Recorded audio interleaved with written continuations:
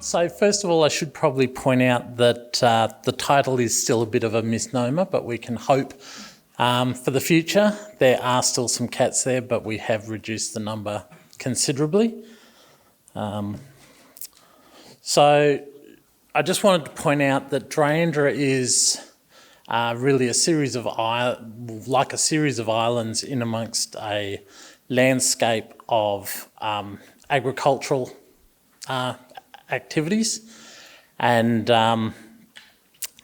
we have to look at those blocks pretty much as islands, and there's some things, there's movement across sites, but some sites there's not. I just wanted to point out, okay. I just wanted to point out that there's a lot of threatened species and priority species in Dryandra. It has been referred to as the jewel in the crown, and there are a lot of management issues with managing those threatened species in that habitat with all the agricultural area around it.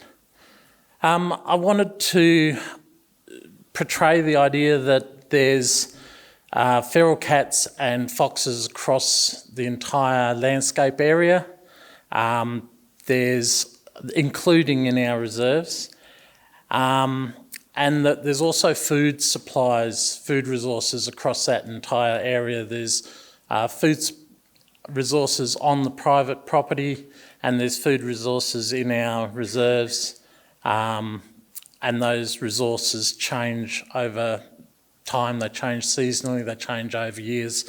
So there'll be periods where we have a lot of food available for foxes and cats, and there's periods where there's a lot less, or there might be food available in one area and not in another area.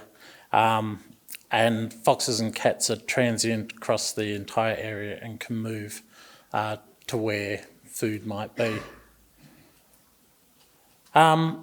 This slide is just to show that we know that foxes and cats are both very efficient predators of the native fauna around Dryandra.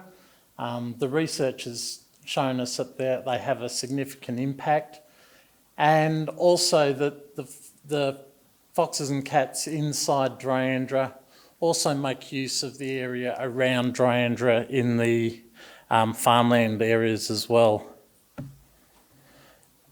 I wanted to point out that the success that we've got at Dryandra, we wouldn't be able to have that success if it wasn't for the landholders around Dryandra and the help from the community.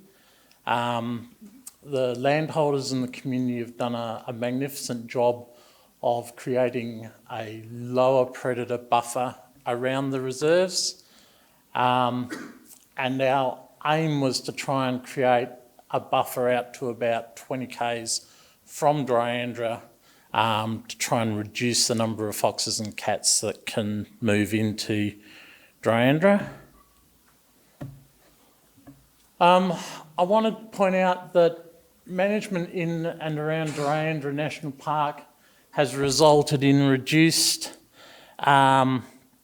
reduction in the activity while maintaining fox activity at low levels resulting from the long-term baiting program. So we've managed to keep fox numbers low, but we've been able to reduce cat numbers down to very low levels. The graphs that Christine showed show just how low those numbers have become. And in Dryandra, fauna populations have recovered to levels similar to those prior to the crash in 2000.